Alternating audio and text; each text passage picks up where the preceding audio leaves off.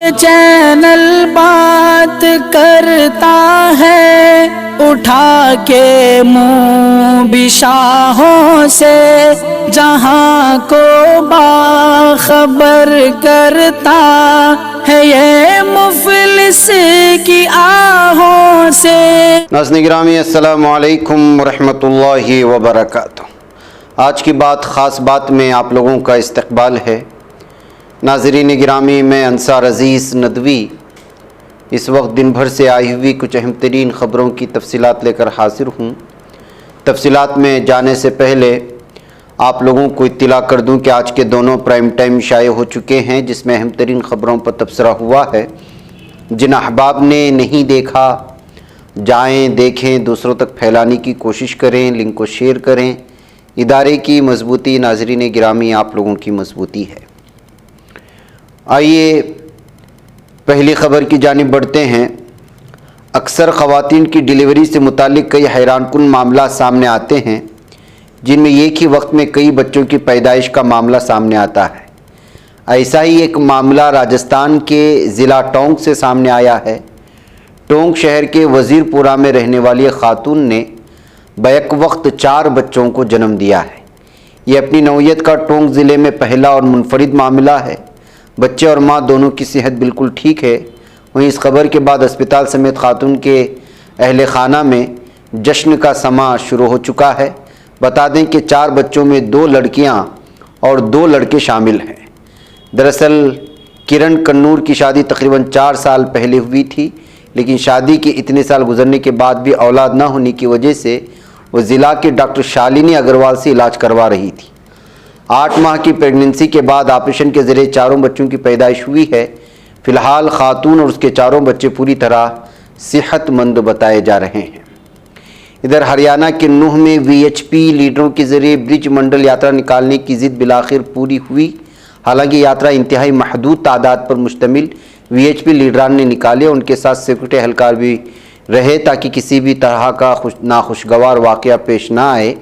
Media reports کے مطابق VHP سروجاتیہ ہندو مہا پنچایت اور بجرنگ دل کی اپیل پر ہندو تنظیم آج دوبارہ برج منڈل یاترا نکالنے پر بضد رہے۔ ہریانہ حکومت اور نوح ضلع انتظامیہ نے اس یاترا کے لیے اجازت نہیں دی تھی، لیکن پیر کی صبح انتظامیہ نے نل ہریشور مندر میں جل ابھیشیک کے لیے سادھو سنتوں اور VHP کے لوگوں کو اجازت دے دی تھی۔ ادھر ڈورانڈا ٹریجری سے جڑے چارہ گھوٹالہ معاملے میں CBI کی خصوصی عدالت نے آج اپنا فیصلہ سنا دیا ہے۔ CBI کی اسپیشل جج وشال شریواستو کی عدالت نے فیصلہ سنایا، جس میں 125 ملزمین میں سے 35 کو بری کر دیا ہے۔ موصولہ اطلاعات کے مطابق 52 کو قصوروار قرار دیتے ہوئے 3 سال کی سزا، جبکہ باقی ملزمین پر فیصلہ آنا بھی باقی ہے۔ تو ناظرین گرامی، شیو سینا ادھو بھالا ٹھاکرے صاحب نے مہاراشٹر میں نیشنلسٹ کانگریس پارٹی کے درمیان جھگڑے پر بڑا رد عمل دیا ہے۔ پارٹی کا ترجمان سامنا میں NCP سربراہ شرد پوار اور ریاست کے نائب وزیر اعلیٰ اجیت پوار پر بڑا حملہ کیا گیا۔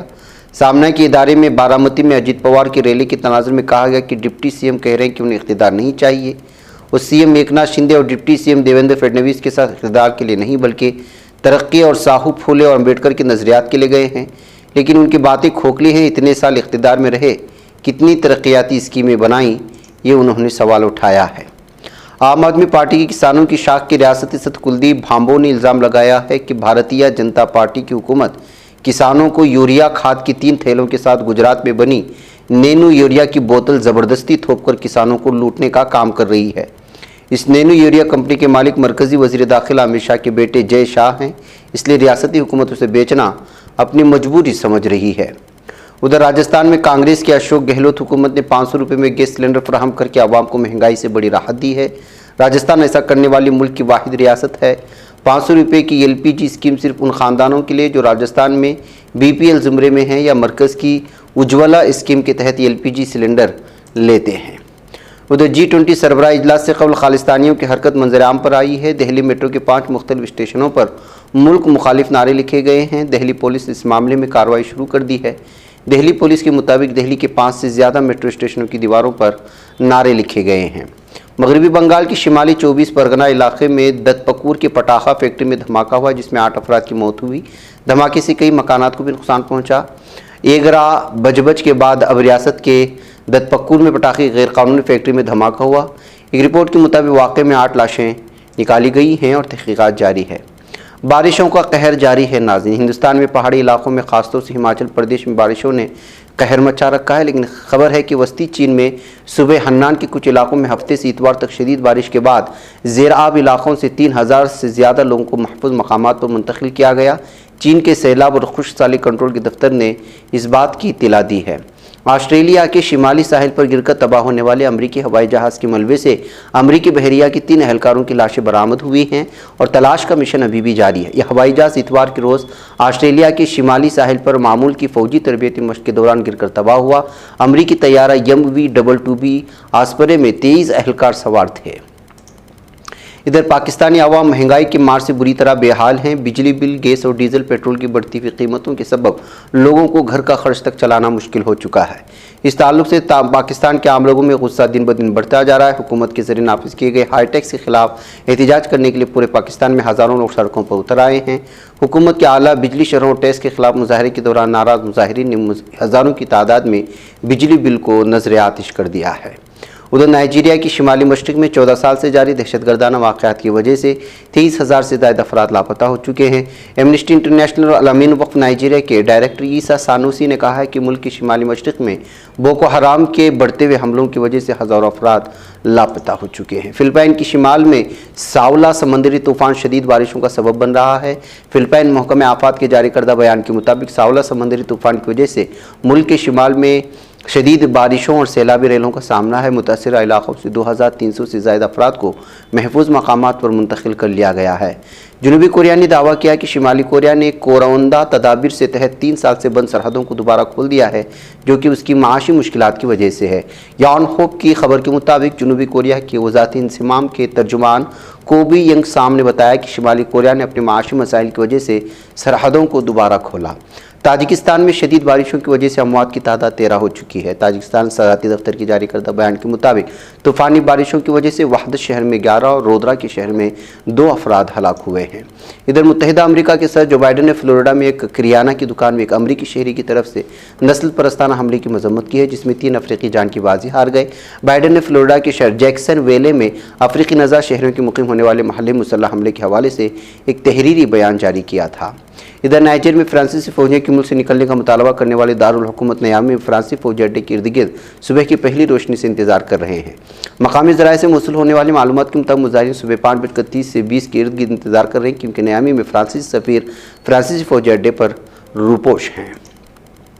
ادھر روس کے تحقیقات کاروں نے غیر سرکاری ملیشیا ویگنر کے سربراہ یوگینی پروگیجن کی طیارہ حادثے میں ہلاکت کی تصدیق کر دی ہے۔ روس کی تحقیقاتی کمیٹی نے کہا ہے کہ نیم فوجی گروپ ویگنر کے سربراہ یوگینی پروگیجن کی گزشتہ بدھ کو طیارے کے حادثے میں موت کی تصدیق باضابطہ جینیاتی تجزیے سے مکمل ہو چکی ہے۔ ادھر مشرقی شام کے صوبے دیر الزور میں علیحدگی پسند دہشت گرد تنظیم PKK-YPG کے زیر قبضہ علاقے میں جھڑپیں ہو رہی ہیں۔